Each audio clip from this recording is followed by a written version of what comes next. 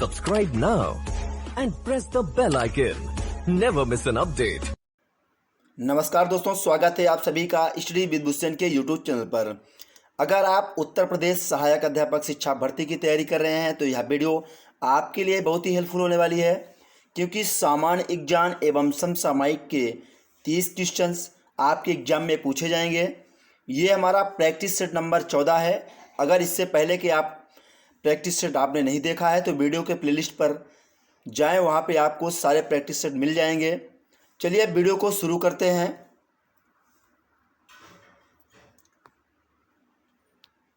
सामान्यतः किसान credit card निम्न में से किसके द्वारा निर्गत नहीं होता? पहला क्वेश्चन आपके सामने। किसान क्रेडिट कार्ड की बात आई हो तो किसान क्रेडिट कार्ड जो है 1998 से 99 में वित्त मंत्री यशवंत सिंह ने शुरू की थी। केसीसी के द्वारा किसान बिना किसी चिंता के अपने खेत के लिए बीज, खाद और कीटनाशक खरीद सकता है। केसीसी के जरिए किसान बैंक की किसी भी शाखा से धन ले सकता है। इसको नाबार्ड द्वारा निर्गत नहीं किया जाता, तो आपका ऑप्शन ए करेक्ट आंसर हो जाएगा। बढ़ते हैं अगले प्रश्न की ओर। अगला प्रश्न है, पंचशील का नारा किससे संबंधित है? महात्मा गांधी, लाल बहादुर शास्त्री, पंडित जवाहरलाल नेहरू, स्वामी विवेकानंद। आप अपना आंसर पहले खुद से लगाइएगा।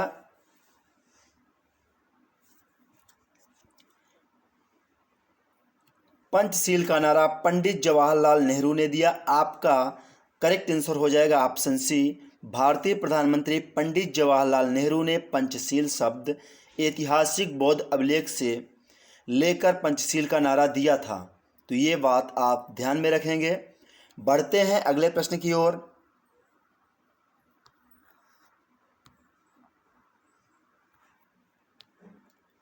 निम्न राज्यों में काजू का मुख्य उत्पादक है? तो काजू का मुख्य उत्पादक इन राज्यों में से महाराष्ट्र आपका करेक्ट आंसर हो जाएगा ऑप्शन बी। काजू का पेड़ तेजी से बढ़ने वाला उष्णकटिबंधीय पेड़ है जो काजू और काजू का बीज पैदा करता है। ये बात तो आप जानते होंगे। काजू की उत्पत्ति ब्राजील में हुई है। ये क्वेश्चन बन सकता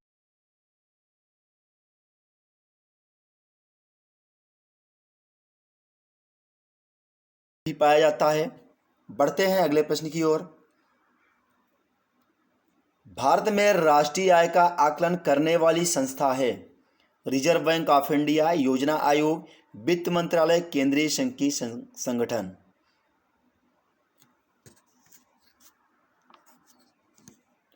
भारत में राष्ट्रीय आय का आकलन केंद्रीय संघ की संगठन करता है। आपका इस प्रश्न का करेक्ट आंसर हो जाएगा ऑप्शन डी। केंद्रीय संघ की संगठन भारत में संघ की गतिविधियों के समन्वय एवं संघ की मानकों के विकास एवं अनुरक्षण हेतु उत्तरदायी संगठन है। इसके संघ एक सुव्यवस्थित ग्राफिकल इकाई भी सहायक है। इस संगठन का अगर मुख्यालय पूछा जाए तो इस संगठन का मुख्यालय नई दिल्ली में है। बढ़ते हैं अगले प्रश्न की ओर। दूध को दही के रूप में खट्टा करना इसका एक उदाहरण है? सबूनीकरण, प्यूयन, किण्वन, स्थिरीकरण। दूध को दही के रूप में खट्टा करना ये जो है किण्वन का एक उदाहरण है। आपका ऑप्शन सी करेक्ट आंसर हो जाएगा। किण्वन जो है एक जैव रासायनिक क्रिया होती है। इसमें जटिल कार्बनिक यौगिक सूक्ष्म जीवों की सहायता से सरल कार्बनिक यौगिक में विघटित होते हैं। इस प्रक्रिया में जो है ऑक्सीजन की आवश्यकता नहीं पड़ती है। किण्वन के प्रयोग से अल्कोहल, शराब का निर्माण भी होता है। बढ़ते हैं अगले प्रश्न की ओर। अगला प्रश्न है, सिरके में निम्न में से कौन सा अम्ल पाया जाता है?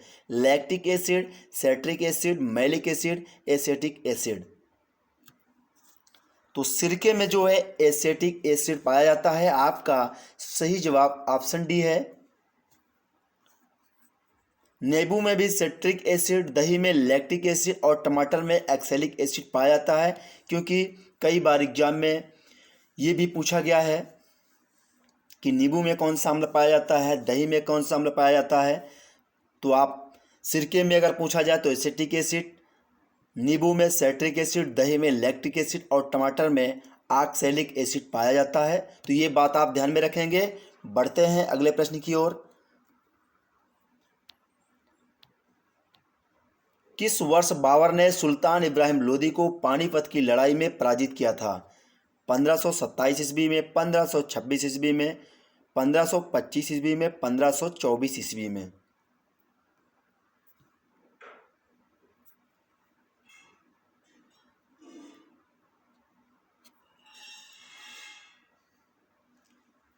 1526 ईस्वी में बाबर ने सुल्तान इब्राहिम लोदी को पानीपत की लड़ाई में पराजित किया था।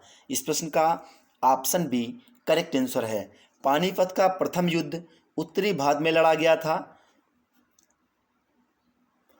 और इसमें जो है ये मुगल साम्राज्य की नींव रखी गई।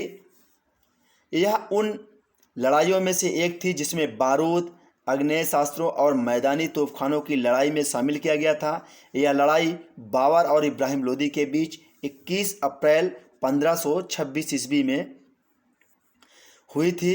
इब्राहिम लोदी की हार हुई थी इसमें। बढ़ते हैं अगले प्रश्न की ओर।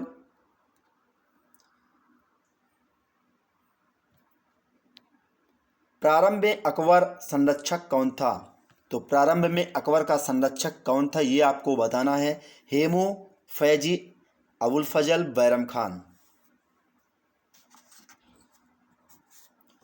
प्रारंभ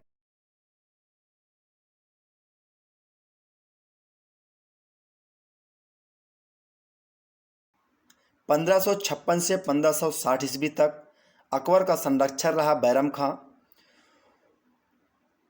वह जो है वदख्शा का निवासी था। उसे प्यार से खानी बाबा कहा जाता था।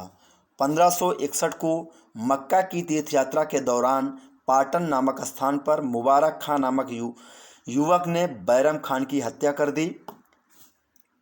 एक नेशन एज मेकिंग के लेखक कौन थे? सुरेंद्र नाथ बनर्जी, बाल Gangadhar Tilak, Dadabhai Naoroji, Firoz Shah Mehta. A nation is making के लेखक सुरेंद्र नाथ बनर्जी थे। आपका सही जवाब हो जाएगा option A right answer. Surendra Nath Banerjee का जन्म 10 नवंबर 1848 को बंगाल के कोलकाता शहर में एक बंगाली ब्राह्मण परिवार में हुआ था। इन्होंने ए नेशन इज मेकिंग पुस्तक को लिखा था। असहयोग आंदोलन किस सन में प्रारंभ हुआ? 1919 ईस्वी, 1920 ईस्वी, 1921 ईस्वी, 1922 ईस्वी? तो असहयोग आंदोलन 1920 ईस्वी में प्रारंभ हुआ था। तो आपका करेक्ट आंसर हो जाएगा ऑप्शन बी। सितंबर 1920 से फरवरी 1922 के बीच महात्मा गांधी तथा भारतीय राष्ट्रीय कांग्रेस के नेतृत्व में असहयोग आंदोलन चलाया गया, जिसने भारतीय स्वतंत्रता आंदोलन को एक नई जागृति प्रदान की। गोरखपुर जिले में चौरी चौरा कांड हो जाने के कारण फरवरी 1922 जो आपका ऑप्शन डी में दिया गया है, 1922 में इस आंदोलन को वापस लेना पड़ा था। अगर एग्जाम में आ जाए कि इसे असहयोग आंदोलन को वापस कब लेना पड़ा था तो आपको 1922 बताना है। और असहयोग आंदोलन 1920 ईस्वी में प्रारंभ हुआ था। बढ़ते हैं अगले प्रश्न की ओर।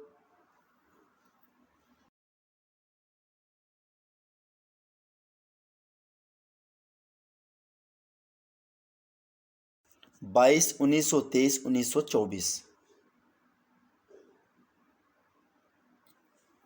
तो महात्मा गांधी 1924 ईस्वी में कांग्रेस के अध्यक्ष बने थे। 1921 में हकीम अजमल खां, 1922 में देशबंधु चित्तरंजन दास, 1923 में अबुल कलाम आज़ाद और 1924 की बात यहाँ की गई थी। 1924 में महात्मा गांधी राष्ट्रीय कांग्रेस पार्टी के अध्यक्ष थे। भारत के मुख्य निर्वाचन आयुक्त की नियुक्ति कौन करता है? संसद, प्रधानमंत्री, राष्ट्रपति, उपराष्ट्रपति?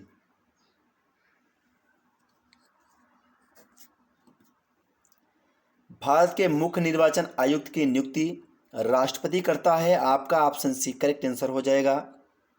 संविधान के भाग 15 के अनुच्छेद 324 से 329 में निर्वाचन से संबंधित उपबंध दिया गया है। इसकी स्थापना 25 जनवरी 1950 को हुई थी। यह जो है संवैधानिक निकाय है। मुख्य निर्वाचन आयुक्त की नियुक्ति राष्ट्रपति द्वारा की जाती है। नेक्स्ट हमारा अगला क्वेश्चन है, भारत सरकार का प्रथम विधि अधिकारी कौन है? केंद्रीय कानून मंत्री, विधि सचिव, attorney general of India, Bharat के मुख्य न्यायाधीश। भारत सरकार का प्रथम विधि अधिकारी अटॉर्नी जनरल ऑफ इंडिया होता है। आपका ऑप्शन सी करेक्ट आंसर हो जाएगा। अटॉर्नी जनरल ऑफ इंडिया यानी महान्यायवादी सर्वप्रथम भारत का विधि अधिकारी होता है। यह न तो संसद का सदस्य होता है और न ही मंत्रिमंडल का सदस्य होता है, लेकिन वह किसी भी सदन में बोल सकता है, किंतु उसे मत देने का अधिकार नहीं है। बढ़ते हैं अगले प्रश्न की ओर। किसी वर्णांध व्यक्ति को निम्नलिखित रंगों में से किस रंग को पहचानने में कठिनाई होती है? हरा और बैंगनी, हरा और लाल, सफ़ेद और पीला, काला और नीला। किसी वर्णांध व्यक्ति को हरा और लाल रंगों में विभेद करना मुश्किल होता है, उसे पहचानने में कठिनाई होती है। तो आपका सही जवाब हो जाएगा ऑप्शन बी। वर्णांध व्यक्ति में हरे और लाल रंग को पहचान नहीं पाता है। यह जो है एक आनुवांशिक बीमारी है जिसका इलाज भी संभव नहीं है। प्रकाश वोल्टी सेल होता है। प्रकाश वोल्टी सेल सौर सेल होता है। आपका करेक्ट आंसर हो जाएगा ऑप्शन ए, जो प्रकाश ऊर्जा को विद्युत ऊर्जा में बदलता है। अगले क्वेश्चन की ओर बढ़ते हैं। मृत्युदंड के मामले में क्षमा देने का अधिकार किसको है? प्रधानमंत्री, राष्ट्रपति, मुख्य न्यायाधीश, भारत के महान्यायवादी। मृत्यु के मामले में क्षमा देने का अधिकार राष्ट्रपति को है। आपका इस प्रश्न का करेक्ट आंसर ऑप्शन बी हो जाएगा। संविधान के अनुच्छेद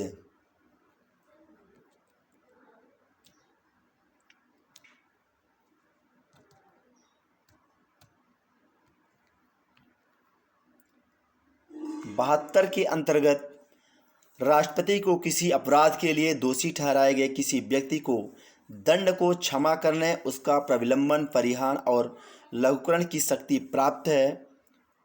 बढ़ेंगे अगले प्रश्न की ओर। प्रसिद्ध चित्रकार मीर सैयद अली चित्रकारी हेतु किस मुगल शासक के सहयोगी थे? बाबर,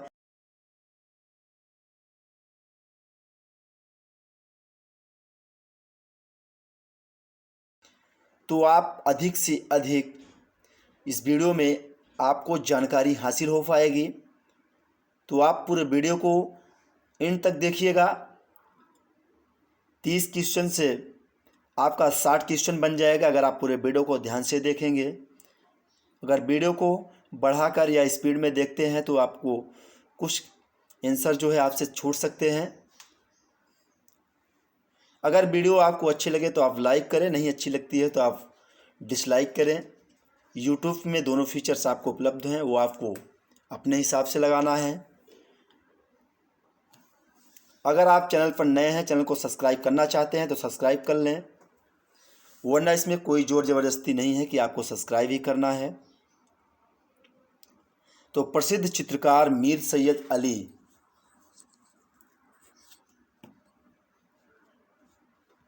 चित्रकारी हेतु हुमायूं मुगल शासक के सहयोगी थे। आपका करेक्ट आंसर हो जाएगा option D.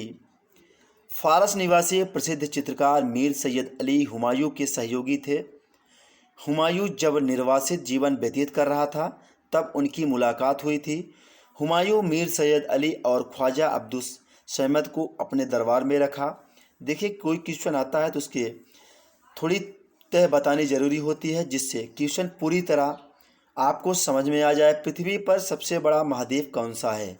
Asia, Europe, Africa, दक्षिण अमेरिका।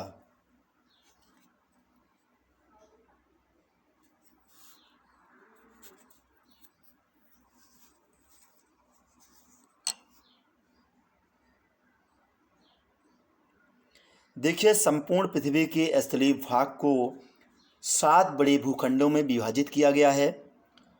पृथ्वी पर सबसे बड़ा महाद्वीप एशिया है। इन भूखंडों को हो महाद्वीप कहते हैं, जिनका आकार में अगर क्रम पूछा जाए तो एशिया, अफ्रीका, उत्तरी अमेरिका, दक्षिणी अमेरिका, अंटार्कटिका, यूरोप और ऑस्ट्रेलिया। भारत भी एशिया महाद्वीप के दक्षिणी भाग में अवस्थित है। बढ़ते हैं अगले प्रश्न की ओर। भारत में संघ लोक सेवा आयोग का गठन भारत के संविधान में किस अनुच्छेद के अंतर्गत किया गया? 122, 172, 178, 315।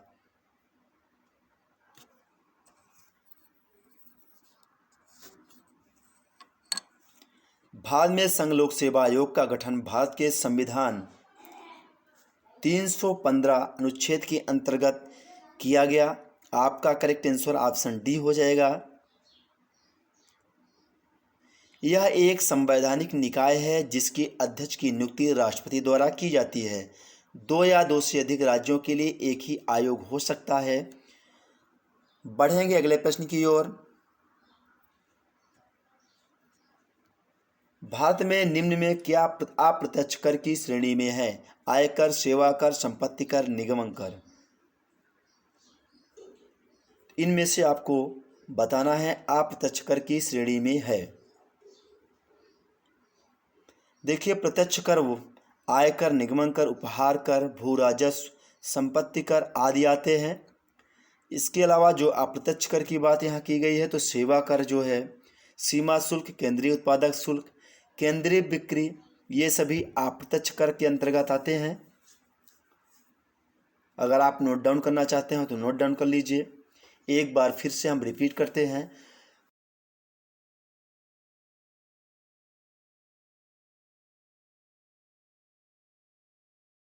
और अप्रत्यक्ष कर के अंतर्गत सीमा शुल्क, केंद्रीय उत्पादक शुल्क, केंद्रीय बिक्री कर, सेवा कर। क्योंकि कर से 2-3 क्वेश्चन रिपीट हो जाते हैं हर एग्जाम में। सूर्य की किरणों को पृथ्वी तक पहुंचने में लगभग कितना समय लगता है? लगभग 90 सेकेंड, लगभग 180 सेकेंड। ऑप्शन को पूरा नहीं पढ़ते हैं क्योंकि दोस्तों वीडियो थोड़ी लंबी हो जाएगी।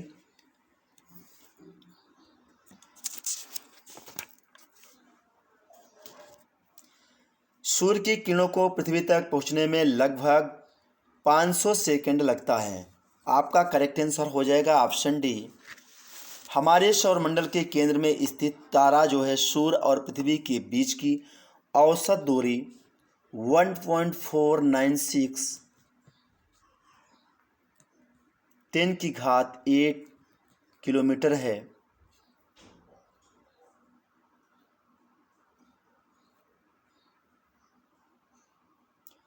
पृथ्वी तक सूर्य का प्रकाश पहुंचने में लगभग 8 मिनट 6.6 सेकेंड या 496.6 सेकेंड का समय लगता है। बढ़ते हैं अगले प्रश्न की ओर। देखिए, एक क्वेश्चन से आपका 3-4 क्वेश्चन बन सकते हैं, तो आप पूरे वीडियो को ध्यान से देखिएगा। ये हम दोबारा से आपको रिपीट कर रहे हैं। भारत की 3 महत्वपूर्ण नदियों का स्रोत हिमालय स्थित मानसरोवर झील के निकट है। बताइए यह कौन सी नदी है? क्वेश्चन थोड़ा लंबा है, एक बार फिर से पढ़ते हैं। भारत की 3 महत्वपूर्ण नदियों का स्रोत हिमालय स्थित मानसरोवर झील के निकट है। बताइए यह कौन सी नदियां हैं? यहाँ 3 नदियां हर ऑप्शन में हैं, तो आपको बताना है कौन सी नदियां हैं जो हिमालय स्थित मानसरोवर झील के निकट है। भारत में बहुत सी नदियां बहती हैं जिनका उद्गम स्थल भिन्न भिन्न है। ब्रह्मपुत्र, सतलुज और सिंधु मानसरोवर झील के निकट है। जिस प्रश्न का करेक्ट आंसर ऑप्शन बी हो जाएगा। तिब्बत में स्थित मानसरोवर झील से उद्गमित नदियां जो है ब्रह्मपुत्र, सतलज और सिंधु। ब्रह्मपुत्र व सिंधु जो है एक दूसरे के विपरीत बहती हैं, ये भी बात आप ध्यान में रखिएगा। बढ़ते हैं अगले प्रश्न की ओर। फ्लासी का युद्ध कब लड़ा गया था? 1748, 1757, 1764, 1782। फ्लासी का युद्ध 1757 में लड़ा गया था। फ्लासी का युद्ध बंगाल के नवाब सिराजुद्दौला और अंग्रेजों के बीच 1757 में हुआ था, जिसमें बंगाल के नवाब की पराजय हुई। फ्लासी पश्चिम बंगाल में भागीरथी नदी के किनारे स्थित है, ये भी आप ध्यान में रखेंगे। बढ़ेंगे अगले प्रश्न की ओर। प्रसिद्ध जावा ट्रेंच नामक सबसे गहरा स्थल किस महासागर में स्थित है? Arctic, Atlantic, Hind, Pacific. प्रसिद्ध जावा ट्रेंच नामक सबसे गहरा स्थल हिंद महासागर में स्थित है। आपका करेक्ट आंसर ऑप्शन सी हो जाएगा। विश्व का सबसे गहरा गर्त मेरियाना गर्त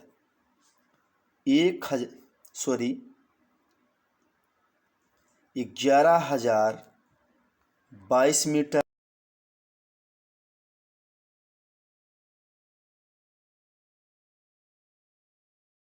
सागर में स्थित है। ये जो है इतना गहरा है 11,022 मीटर, जो प्रशांत महासागर में है। जावा ट्रेंच या सुंडा गर्त हिंद महासागर में स्थित है। जावा ट्रेंच या सुंडा गर्त की गहराई की बात करें तो 8,152 मीटर इसकी गहराई है। अब विश्व का अगर पूछा जाए तो सबसे गहरा गर्त मेरियाना गर्त है, जो 11,022 मीटर इसकी गहराई है। बढ़ेंगे अगले प्रश्न की ओर। औसतन एक मानव शरीर में रक्त का भार शरीर की तुलना में लगभग कितना होता है? 7 से 8%, 10 से 11%, 15 से 16%, 17 से 22%।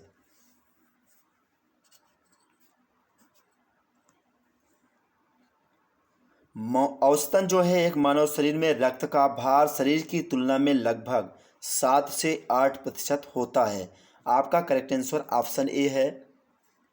रक्त की अगर बात आई है तो रक्त जो है एक तरल संयोजक ऊतक है जो लाल रंग का होता है। मानव शरीर में रक्त की मात्रा शरीर के भार का 7 से 8% होती है। रक्त का अगर पीएच पूछा जाए तो रक्त का पीएच मान 7.4 होता है, नोट डाउन करते चलिएगा। और यह क्षारीय होता है। रक्त का प्रमुख कार्य की अगर बात करें तो ये ऑक्सीजन की आपूर्ति करता है, ऑक्सीजन को पहुंचाता है। बढ़ते हैं अगले प्रश्न की ओर। भारत में निम्न में से किस लोकसभा अध्यक्ष का कुल कार्यकाल सर्वाधिक रहा? Doctor GS Dhillon, Shrimati Meera Kumar, doctor Balram Jakhar, Shri Hukum Singh. आपको बताना है कि लोकसभा अध्यक्ष का कुल कार्यकाल सर्वाधिक किसका रहा?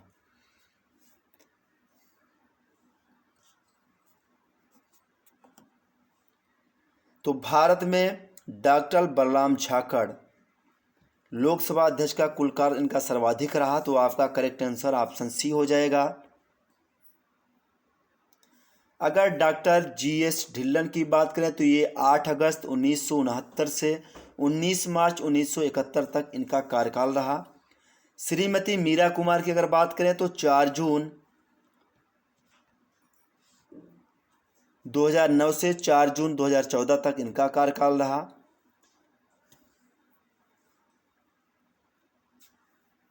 बलराम झाकड़ की बात करें तो 22 जनवरी 1980 से 18 दिसंबर 1989 तक इनका कार्यकाल सर्वाधिक रहा।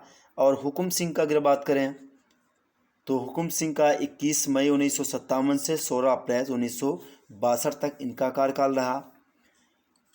चलिए बढ़ते हैं अगले प्रश्न की ओर।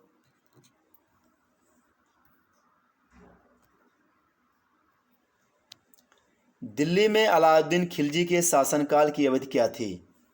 1926 से 1316, 1296 से 1316, 1286 से 1316, 1303 से 1334, 1410 से 1437। दिल्ली में अलाउद्दीन खिलजी के शासनकाल की अवधि क्या थी, ये आपको बताना है। तो दिल्ली में अलाउद्दीन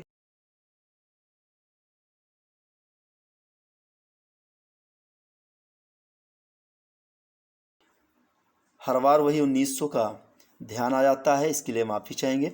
बढ़ते हैं अगले प्रश्न की ओर।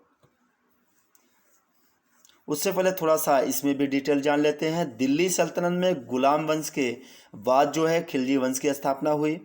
खिलजी वंश का संस्थापक जलालुद्दीन खिलजी था और जलालुद्दीन का भतीजा और दामाद अलाउद्दीन खिलजी जलालुद्दीन की हत्या 1296 ईस्वी में करके राजगद्दी को प्राप्त कर लिए थे। अलाउद्दीन का शासनकाल 1296 से 1316 तक।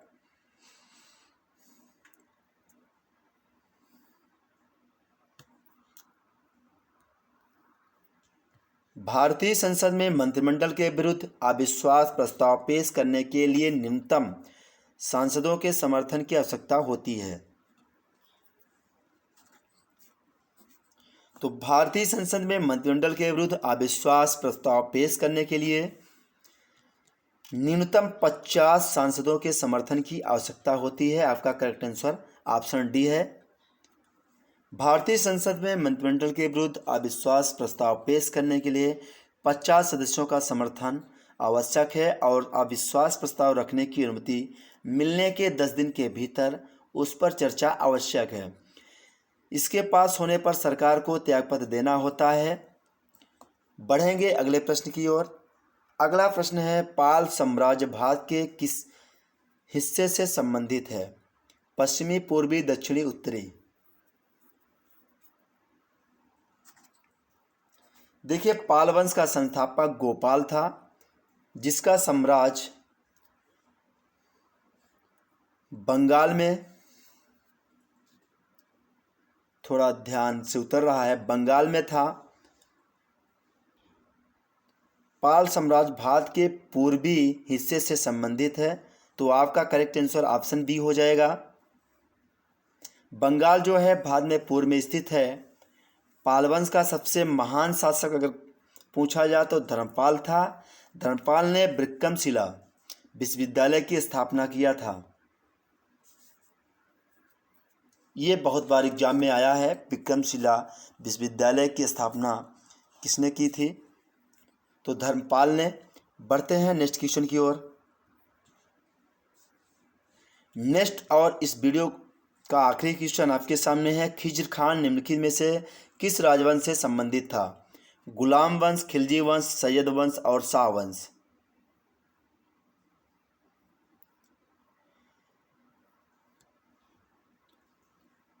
खिज्र खान जो है सैयद वंश का